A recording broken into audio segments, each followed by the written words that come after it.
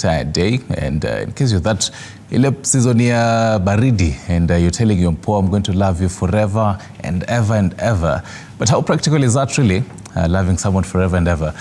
Do you feel like you need a document to actually just be safe on that? And that's what we're talking about on this particular Thursday as we do the weekly dose of matters, legal tips just for you. Talking about the prenuptial agreement. Well, you probably have had it as a prenup. What you really need to know about it. Do you need to get it? And Wakili Ndong Evans will be joining us for that conversation. Looking sharp, sir. Thank you, Stanley. Karibu sana. Good morning. And it's a bit chilly, but yeah, we are here for the sake of the viewers. No, hujanyeshewa sana. No, nimenyeshewa kidogo. So not a new face to this table. Just discussing matters, even as a young person yourself, just getting your sentiments on that. So take us back and tell us, first of all, what is a prenuptial agreement? And even in Kenya, how long have we had legally a prenuptial agreement? Thank you so much, Stanley. I think it is a very good time also to have this discussion around prenuptial agreement. Basically, a prenuptial agreement is a contract. It's basically a contract between two couples who want to settle down. But in the intention to settle down, they are saying that in case of any divorce or separation, they have a way of distributing the assets. They have a way of settling the liabilities, if any. So that is basically what a prenuptial agreement is, because many times people get into marriage with thereafter forever, you know, but something happens along the way. So a prenuptial agreement is basically a contract that couples sign prior to their marriage on how, in case of divorce or separation, they would want the assets that they have distributed among themselves, as well as the liabilities that they have settled. Yes. Some key terms there. Prior, I think for me, prior is the biggest term there. So that means even before marriage, and so you say that the two parties have to come to an agreement on this. Back at home, wherever you're watching us from, do you understand this now? Do you understand now the fact that it has been simplified? This contract, do you understand? Have you actually thought about having this? You can give us your feedback, your opinions, your questions on the same 0795 045864 is our number. Our phone numbers are open. Tupigie simu tuambie what your thoughts are on the same. Ukiona kama utaki kuongea na sisi via phone, text us 22047 is our SMS number, TV47KE on Facebook. Now that we understand that, so how long have we had this in the country? Now, before 2014, we used to have for a very long time, we have been having the Married Women's Property Act of 1882, which initially did not require, you know, or provide for a prenuptial agreement.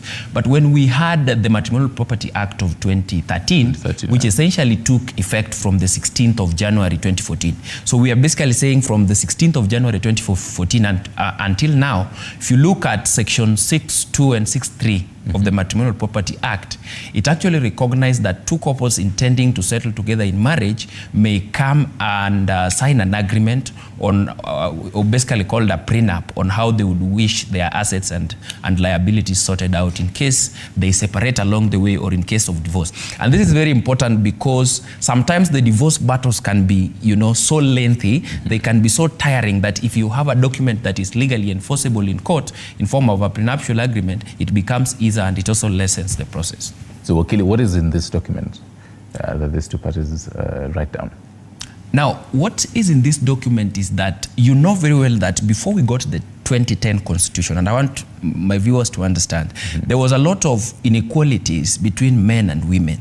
So in bridging this gender gap, one of the things the Constitution of Kenya 2010, Article 45, brought is to ensure that parties to a marriage have equal rights. In that essence, we have a history in the family law regime of Kenya where these inequalities have been there historically. So what basically a prenup would contain is people come into marriage with already assets that they have acquired. People come into marriage with debts and liabilities that they have. People also might come into marriage sometimes with children, you know, already. If you want to protect your interest and the interest of your loved ones, you want to protect the interest you have in the property you have, especially those who have invested in a lot of, large estates, large property. A man will get into a marriage, a woman will get into a marriage with already property that they acquired prior to that marriage or before that marriage. They would not want to lose the value when something happens in terms of separation. So they would want to be very clear from the beginning. So a prenup will actually contain all assets. So one of the most critical component is full disclosure. So a man will disclose all his assets that he requires to be distributed in case of divorce or separation. And by the way, you are allowed by the prenup agreement to exclude any of your property that you don't want included. Because that was my next question now. Because, well, they say men can lie. So what if I decide I'm going to tell you only a quarter of what I own, and maybe the 3/4 is actually now the chunk of, the big kind of assets that I do have. What if I don't want to tell you about it? What would happen is that has a potential of invalidating a prenuptial agreement, because a prenuptial agreement is basically a contract, and all the conditions that must be met in a normal contract will always be met in a prenuptial agreement. Part of that precondition of any contract, Stanley, is full disclosure, so that we don't have fraud or deception in terms of disclosing your assets. So a man will always disclose, a woman will always disclose both the assets and the liabilities. Now, disclosure does not mean that all that you disclose you will include in the prenuptial agreement. What it simply means is that once you make the disclosure open, you will then have a discretion to choose which of these assets, which of these liabilities that you would want included in a prenuptial agreement. Okay. So, for example, I have these 3 items, or maybe there's 4 items here on my table. I have the newspaper pull out, I have this piece of paper, the pen, as well as my phone. So all of these are my assets. So I tell you, so this is what I have. But then I choose to tell you, so this is what I'll include, these 2. Yes. So that's what you mean? That is what I mean. Okay. Now, this is what I don't mean. If you have houses, for instance, if you have 5 houses, okay, and I think I should say this in terms of, let's say, shares, or whichever property. If you have 4 pieces of land and you want to include, let's say, 15 acres into the prenuptial agreement, you have committed to include 15 acres in the prenuptial agreement. You should not keep away 20 acres, okay, of the same estate. Once you have actually accepted that all my land I'm going to disclose.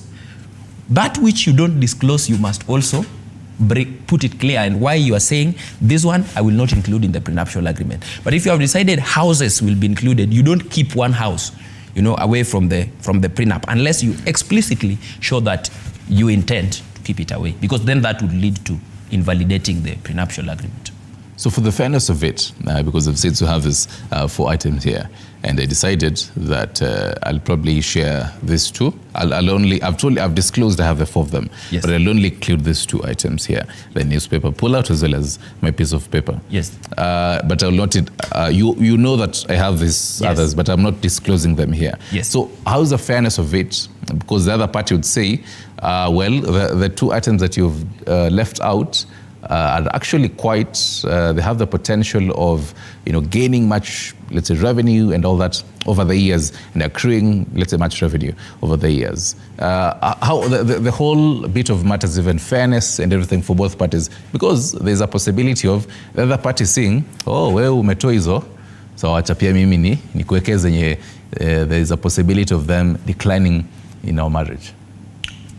Let me tell you something, Stanley, that is interesting with a prenuptial agreement. A court of law will always have 3 or 4 grounds of invalidating a prenuptial agreement. And one of them is what basically you have alluded to, that a prenuptial agreement must be just and fair. And what is just and fair, especially in terms of a contract, will always be based on case-to-case basis.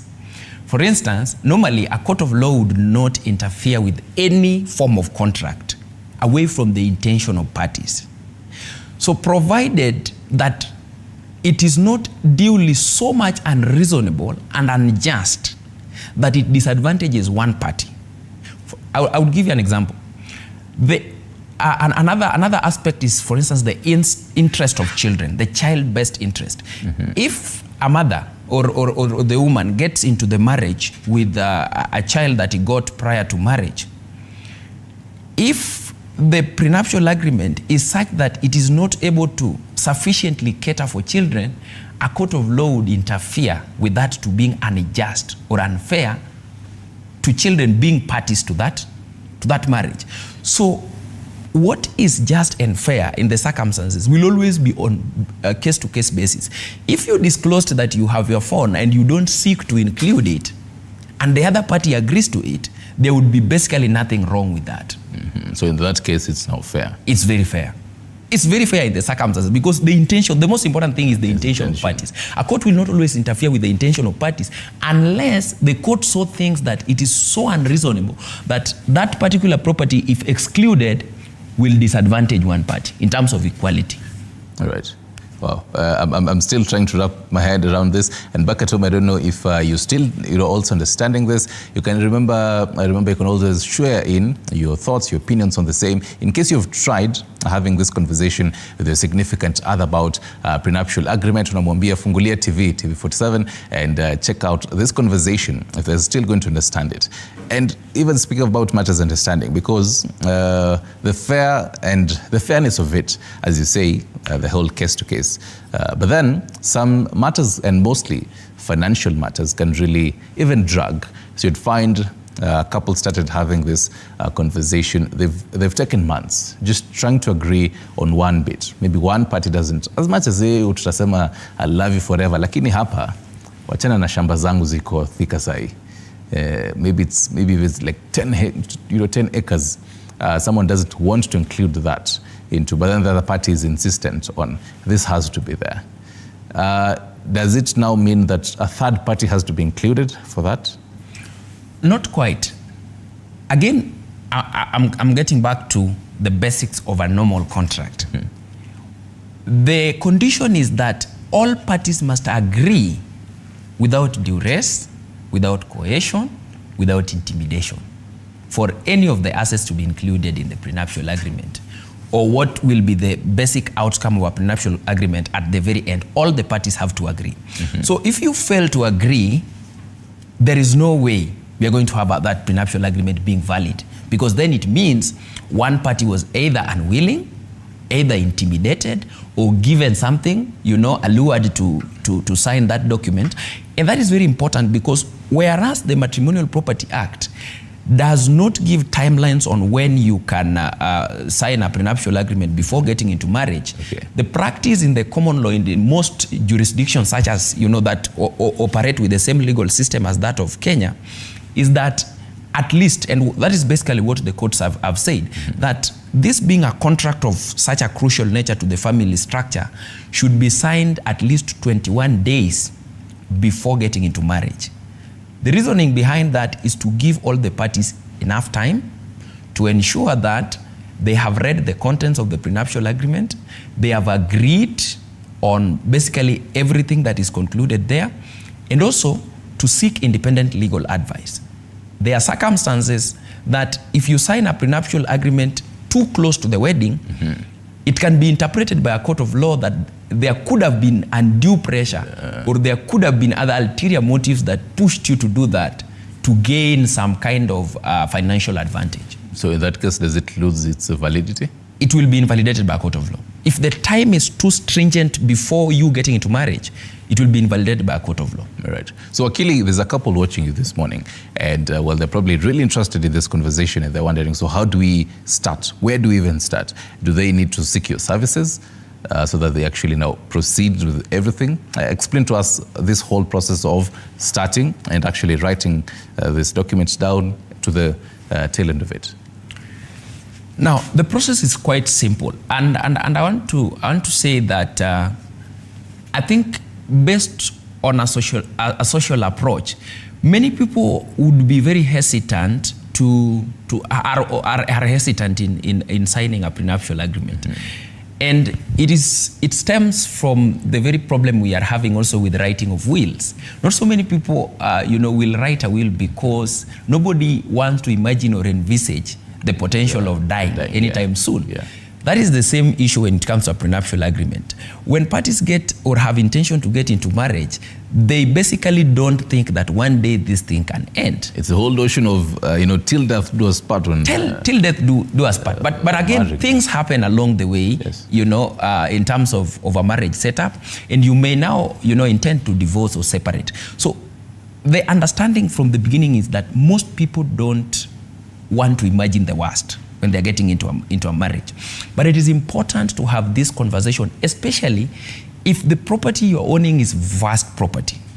Because if you don't have a prenuptial agreement, you're basically saying that in case of your divorce, it will be upon the court to determine what is just. And sometimes what is fair may not be what is just. And what is legal may not be what is fair. So the beginning is to have a conversation as a family. So as an intending couples before you get into marriage, and decide with the property that we have, do we want to go in wholesomely? Because then there is another baggage. When you get in wholesomely with your land, with your garden, with your house, it mutates and becomes matrimonial property. It doesn't now become your property when you divorce. When you divorce, because when you get into marriage and one party contributes to property that you had before marriage, that contribution is matrimonial contribution. So it will then mutate from your property into matrimonial property. And now the court will have to decide. The court will have to decide who takes what. Who takes what. So that means now having this the prenuptial agreement is a soft landing after divorce. It is basically a soft landing after divorce in all circumstances if it is done well. Okay. Because let me tell you, Stanley, if you have 50 acres of land as a lady and you have gotten the love of your life and you want to start a life, that piece of land is basically in your name and it is yours before you get into marriage. Right. But once you get into the marriage institution and the other party contributes to it, comes there and fences it, advises you on what business you can do on it, helps you put up a structure on it, that will be contribution, whether monetary or non-monetary in nature. Right. So it then mutates. So it's a soft landing ground. If you already have an agreement that is existing, the court will not go into the law and begin asking who is supposed to take 50%, who is supposed to take 30%. It was already there that... the court will simply implement the intentions that is in the agreement. Interesting. So now back to you giving us this process that you say is simple. Yes, it's a very simple process. The bulk of the work is the stages pre-signing the contract.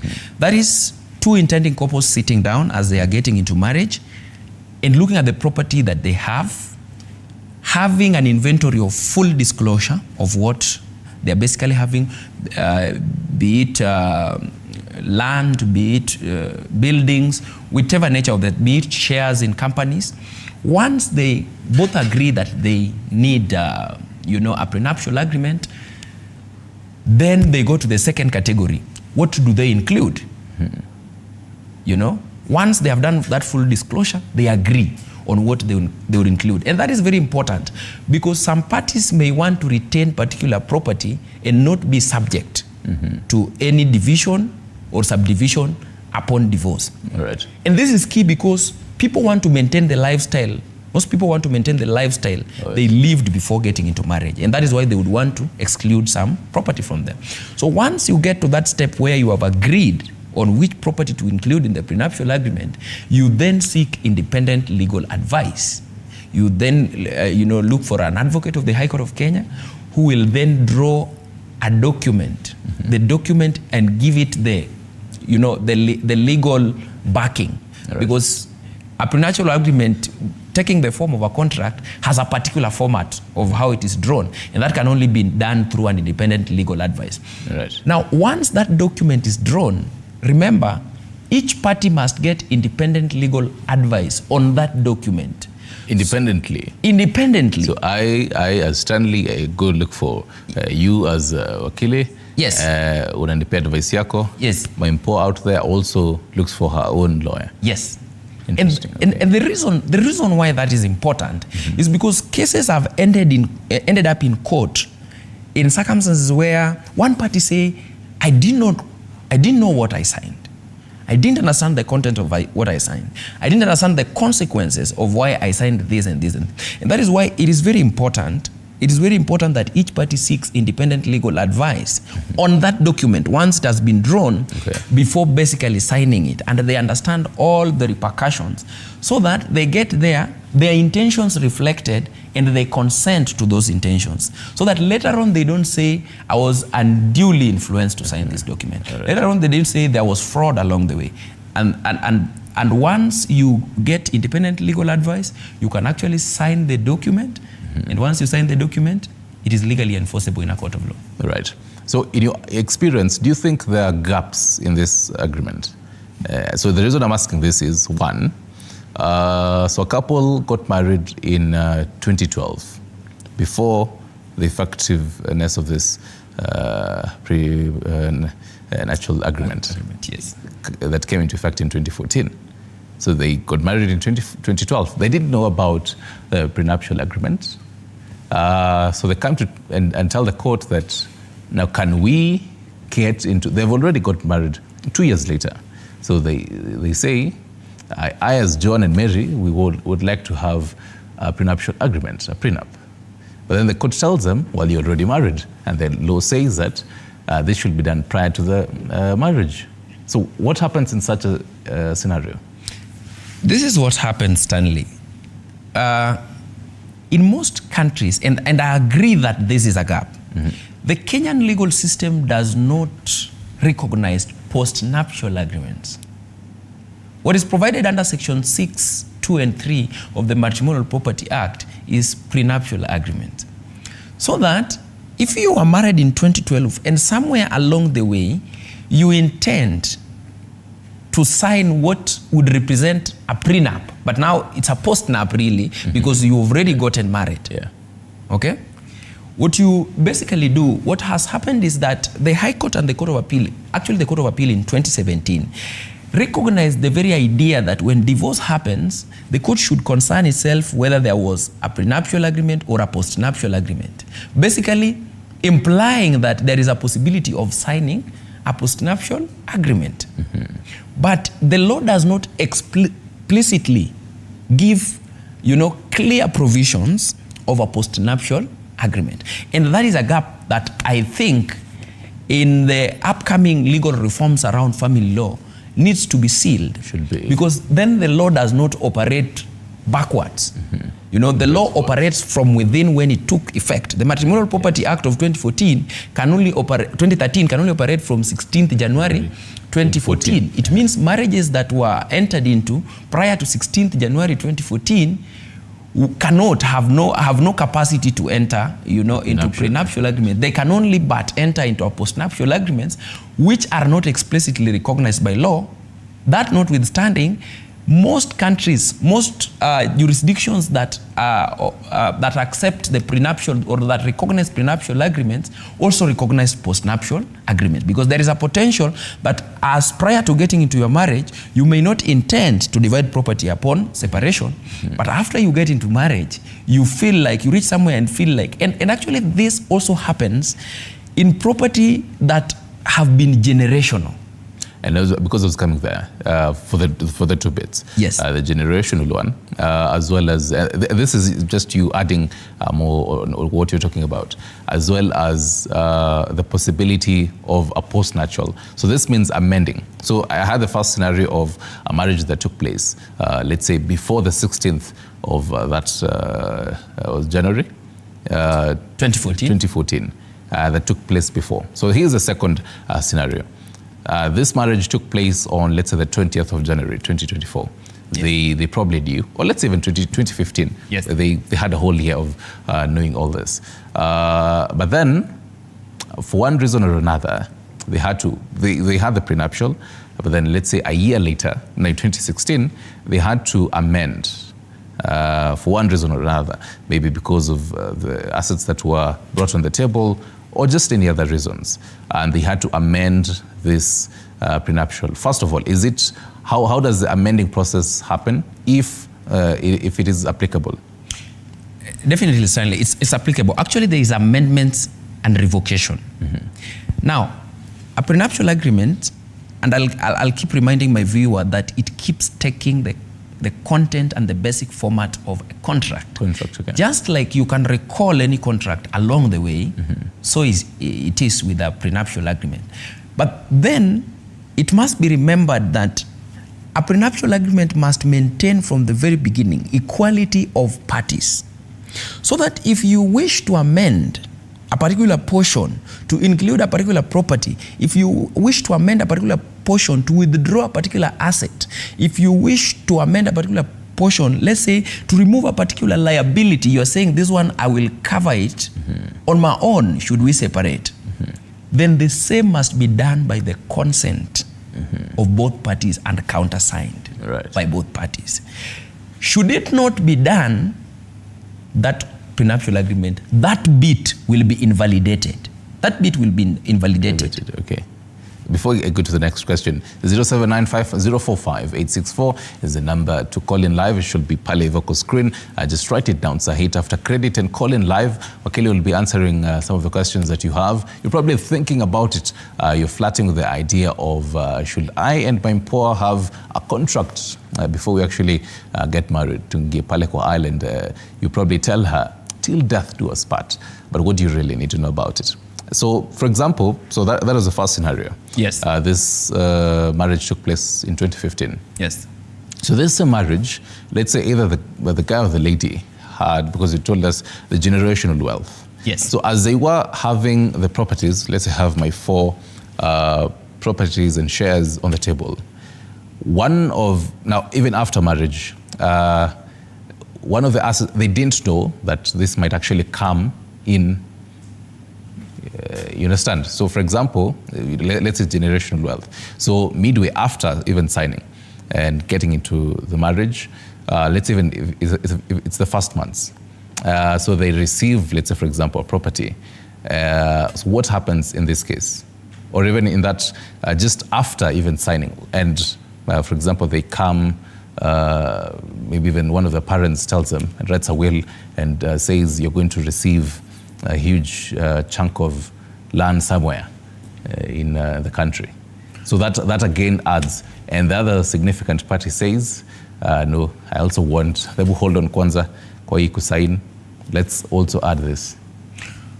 Stanley, definitely what will happen in such circumstance is whether, number one, whether there will be consent. Consensus. Consent. Okay. And you know that, Stanley, today, even in Kenya, you cannot buy land without spousal consent. You cannot buy or dispose land without spousal consent.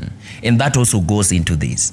Any property that you will acquire in dependency of that marriage, be it generational wealth, be it a donation along the way, and you own it now as matrimonial property, the only way it can get itself into a prenuptial agreement is by agreement of all parties, and that can only be done through an amendment along the way. That amendment must be agreeable between all the parties. That amendment must be countersigned at the end of the day. Right, so because you'd also told us about there's a property, you have the debts there. So would you say it's a risky move because I know that I'm signing, you probably have a huge debt from somewhere, and I'm signing into that also. So that means, for example, so how will that take shape? If we probably get divorced, or because you told us the possibility of this in death as well as divorce. So what now happens, let's say even in the case of debt? Now, in the case of debt, and this is why I from the beginning I stated that the pre-process before signing this document is the most important. If you have a huge debt and you have disclosed as you are preparing the assets and liabilities of a prenup that you have a huge debt, if I consent that part of this debt will be covered this way in case of separation, or we end, through divorce, you cannot come back. You cannot take back your word on that consent. So it's a risky move, but once you give that right, once you leave that right to the agreement, once you are agreeable to the terms, the role of the court will be whether, because it must also remember that the court also does not just give the intention of parties blindly. A court of law will look at fairness, whether it is fair and just in the specific circumstances, notwithstanding that all the parties must have, might have agreed to it. If it is so unreasonable that you have left somebody to cover for you 2 billion debts, you out of 2 billion debts, you are only covering 500 million shillings, you have left about 1.5 billion to the other party, and his assets are not able to support that. Looking at how the agreement is structured, the court will definitely invalidate such an agreement based on unfairness, even though parties have had intention to do that. Because the overriding objective of this is equality of parties. That is actually the underlying principle from the beginning. So are there terms and conditions now it comes to the assets and debts when having this prenuptial agreement? And then a follow-up on what you told us, because you said for each significant other, they have their own legal advice. So now, does each of, now let's say the two lawyers, do they now, after giving the legal advice, do they separately write the prenuptial agreements kando and then come to merge it later? Or now do they, after you've now advised me, my significant other has been advised, that we all, the four of us, now sit down and now form one document? Not at all. Basically, it is one party that often approaches an independent legal advice to write the document, to draft the document. Okay. It is just like the process of buying land, where the purchaser has their legal representative, the buyer also, have the seller has their legal representative. So once the document has been signed, once it has been drafted, you share with the other party. If the other party so wishes to get independent legal advice on any issue that they are not conversant with, they will independently get any legal document, and their legal representative will get in touch with the advocates who actually drafted the document and did all the finer details. They will agree on this issue. They'll tell, my other partner is not comfortable with this, and my other partner is not comfortable with this. So we are not basically splitting that each independent legal advisor would then draft their document. You will approach one source of drafting. But if the other party is not comfortable with certain aspects, they may wish to get external independent legal advice, share with them that document. They should raise their concern, and then the two legal persons in this process will harmonize and agree based on parties. Well, naturally, we always hear couples say, sisi tulianza bila kitu yote. Tulianza tukiishi kwa single room mahali, somewhere na Kibra. Tukaanza hivyo tu na sufuria mbili, mattress mbili. So assumably, these two people didn't really have much to write on. First of all, is it possible for either significant party to say, I don't have anything to add on this table? We're going to sign a prenuptial agreement, but I, on my end, I don't have anything to have at the table, first of all. Now, the second, because now this couple, they had a future, they were hardworking, as they said.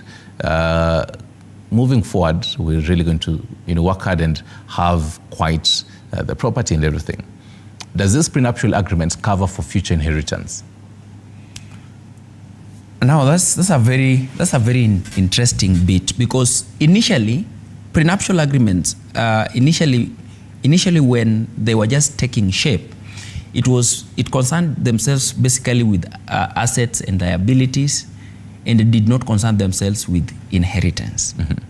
But as time goes by, and I did mention about generational wealth, prenuptial agreements are now extending beyond merely saying divorce and separation. They're now extending to questions around inheritance. But it must be remembered that if there is succession proceedings, Stanley, any property that is subject of succession proceedings is not part of matrimonial property, unless you intend. Predominantly, if there is an active, if a particular property is in contest and it is already subject of active succession proceedings in court, you will not include it as part of the prenup. But the truth is, right now, do you have to mention it, because you told us that it's one thing to just say, so these are the properties, but then these two are the ones that I'm including. So in this case, do I have to mention that this land, Yes. It's about 10 acres, but then there's an active ongoing court case on it, so I'm not going to include it? Definitely. Okay. Definitely, because should the court later find, actually what happened, sometimes a court of law does not invalidate the entire prenuptial agreement. It actually invalidates the specific bit, the specific part, that is contaminated. Either the part that was not disclosed, either the part that was included through fraud or inducement, or either the part that is, actively in another matter which is also before court, because then that would be subjecting a property that is already subject of succession proceedings in court to your own agreement, which is not allowed in law. So no, for this, so it is extending. Okay. Basically, prenups are extending to inheritance. So are this now, let's say, the future children, are you going to be listing them in this prenuptial agreement? How does that also affect the future? Because we'll again assume that this couple, before they got married, they didn't have children. So for the amendments, for example, for the revocation of it, how do you involve children into a prenuptial agreement? The interest of the child is a very fundamental principle. Especially, and I did mention it when you are drawing a prenup. Yeah. For couples that get into marriage without children, the only way they can make that inclusion is through the amendment of a prenup. For couples who get there with either party having children, their inclusion can be done much prior. Again, much prior with the consent of parties, notwithstanding that the man may not be the biological father. That must also be understood. Yeah. Because when you take the law recognizes you as a father when you accept to take responsibility. So when you accept to take responsibility, once you accept that I'm going to include these children, notwithstanding they're not my children, they will form part of a prenup. For those that don't have children prior to getting to their marriage, they can only do this by amendments along the way, where they recall the document that they signed and they say, we wish to include this property to support this child, to support this daughter, to support this son in case of separation and divorce. So basically it affects child custody and child support later, even after divorce and separation? Definitely. In fact, part of the reason why people sign prenuptial agreement is because they don't want to get into the whole mess of finding resources for child support, once a divorce or a separation has taken place. So they will clearly intend on how the portion of the assets will be used for child support once there is separation or divorce. So that can be included. In terms of child support, that can be included. Again, in terms of inheritance, that can be included. So that means during now, let's say, separation, and you're going through the whole bit of child support, even in courts. So that means the court picks up that document that you had signed years ago on the prenup and takes a look at, so this is what you signed 10 years ago. This is a property that you have so far. So because, let's say, at that time, you had listed these 4 properties, and each of them has its own value. 10 years later, they must have appreciated in value and all that. So how again does the court understand all that to have that? So this property that you told us, 10 acres somewhere in, let's say, Kisii, has appreciated 10 years ago. It was about, let's say, 1.5 million. Right now it's about 10.5 million. How does it factor in all that when it comes to child custody?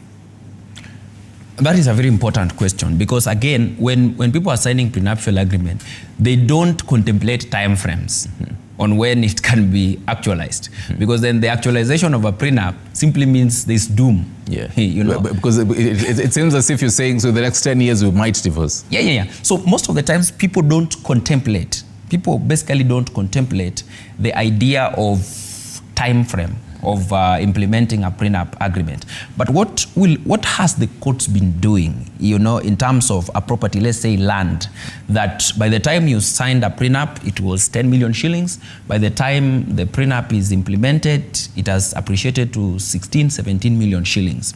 So the court will always take notice of the appreciation. And actually that one also helps in terms of serving justice. Because remember, there are properties that you can list in a prenup that don't appreciate. They basically don't appreciate. So the court, in terms of fairness and justice, will often interrogate that. By the time you are including a piece of land, it was this amount. By the time it has been actualized, it is this amount. The other party's property is basically not appreciating. So the court will take all those intricacies to ensure that it does not stick itself to what it was by the time you signed the document, but what it is as at the market rates at the time it is actualized. That helps the court to balance. But that helps the court to balance, because you recall, again, courts will not basically give you a random 50-50. The courts will strive as much as possible to implement your intentions in the contract, even if they are not 50-50, but ensure that no party is disadvantaged. It is more sensitive, especially where children are involved. The courts can go extra mile to use the principle of child best interest to override your clear intentions and ensure that the children get what is fair and just based on that appreciation or change of value in terms of property. Wakili, I want your advice on this. And so this advice really is going out to the millennial generation that are really now getting into marriage. People hitting, close to 30, probably getting into 30, and they're thinking, I should be getting married right about now. And even as we do that, we started saying it's a whole timely conversation, and even the whole timeliness of it is really factored in when you take a look at the data from the Kenya National Bureau of Statistics, showing, so just a year after the effectiveness of this prenup, according to the law, in 2014, so 1 year later, in 2015, from 2015 all the way to 2020, the divorce rate numbers rose up by 7%. And just to actualize it, so in 2015 it was about 10.5%. It increased from 10.5% in 2015 to 17.7% in 2020. So that's a whole rise of 7%. And assumably, even during the COVID-19 period, wakati watu walikuwa unakaa na mtu kwa nyumba hadi unashangaa, wewe si uende job. There was also an increase of divorce cases. First of all, will you recommend right now someone who's watching us and tell them you actually need a prenup? Or would you advise against? What will your take be for a young person listening to you? And also, what do you think about the trends of divorces in the country vis-a-vis the importance of actually understanding and even having a prenup agreement? I think I need to begin from stating that we are an African society, and I think our conceptions around how we preconceived marriage are basically changing all along the way. The forever thereafter that used to be is not what it is today. And that is why I recently agree with that statistics that the divorce rates are basically skyrocketing every day. And I think this comes from a shift that I think many people no longer see the family or marriage as a social structure, but they see it more as a contract. They see it more as a contract of that has not so much to do with social structures. And because of that, a prenup becomes even more essential at this time. In fact, recently, in a case from the Supreme Court even advised Parliament to come up with a legislation that would support interdependent relationships, which are neither marriages and neither are they called cohabitation, because the Marriage Act basically does not recognize cohabitation. The come with stay. Yes, the come with stay thing and the cohabitation per se. So I think it is a time that Kenya needs to rise up to bring a legislation that can actually recognize interdependent relationships. Somebody has no intention to marry or to be married, but they want to be in a relationship for some time, and it is equally recognized by law. So looking at that skyrocketing nature of divorce proceedings, it would be important now to, do prenuptial agreement. Because then also, Stanley, when the 17%, 18% of those divorce proceedings, they are very expensive. They're very expensive. They are extremely expensive, especially right now where you have to really register your marriage, be it customary, be it Christian, Islamic, or Hindu. They are very expensive because the law will not recognize you divorced unless that document that you signed in form of a marriage certificate is no longer applicable. So I think this is time to sign this prenuptial agreement. I think let us not bury our heads in this century that it is forever after. Things come up. I mean, things come up along the way, and it's only good that you don't have such a nuanced process of divorce proceedings, division of property. Again, the Supreme Court has advised us in a number of its decisions that it is not healthy, suddenly, to involve children in this long, argumentative, 10, 12 even. Years of court battles.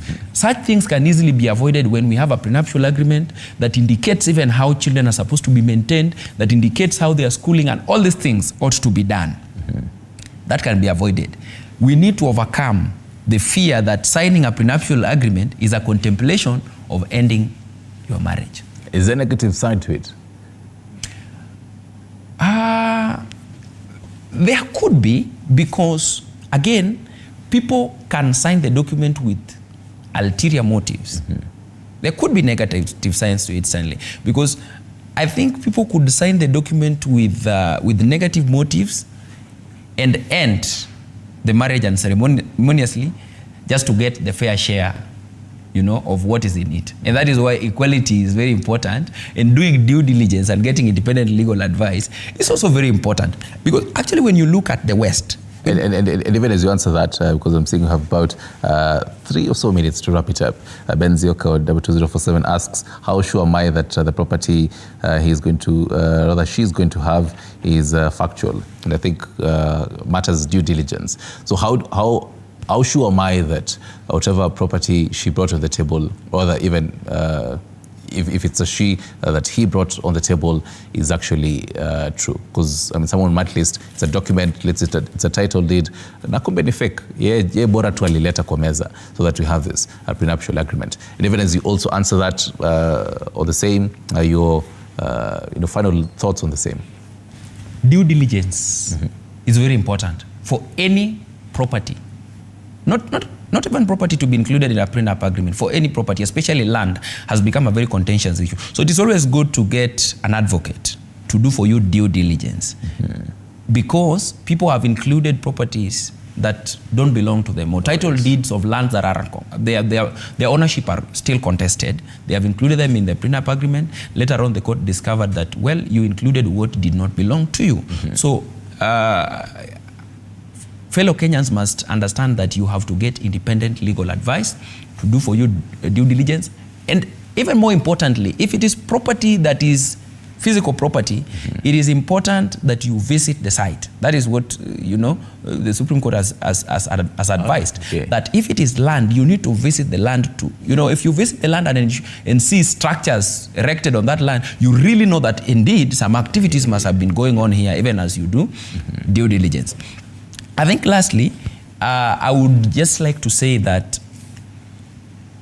the take home from this is that before you actually sign a prenuptial agreement, the process that precedes that is the most important process. Because once that prenup has been adopted by a court of law, you can only but change very little. If you are doing any amendment or you want any changes reflected in a prenup agreement, again, ensure there is consent of parties. Thirdly, ensure that you understand the full content of what you are signing, and that is why it is important that even if your significant other gets an independent, legal advice to draft and explain for you the contents, whatever it is that you are not able to understand, get independent legal advice. Right. Senator Sanandong Evans, do you offer some of this legal advice to people out here? Yes, definitely we do. Definitely we do. Would you want to share phone number mtu akutafute after this? Yes. Akuuliza all those questions. Yes. Actually, I can do a lot of pro bono advisory services, you know, and any other services that, you know, fellow Kenyans might want to know on this subject. My number is 0768 1066 27. Asante sana John Evans, lawyer on the same. I hope you've understood all this. In case hujaelewa unaweza muuliza pia uangalie, and if actually this prenup agreement is really important for you before you actually get married. In case ushapata mtu and you already went into that marriage institution and you didn't even know about a prenup agreement, you've also got some nuggets on some the post agreement of the same. That wraps up this conversation, but it definitely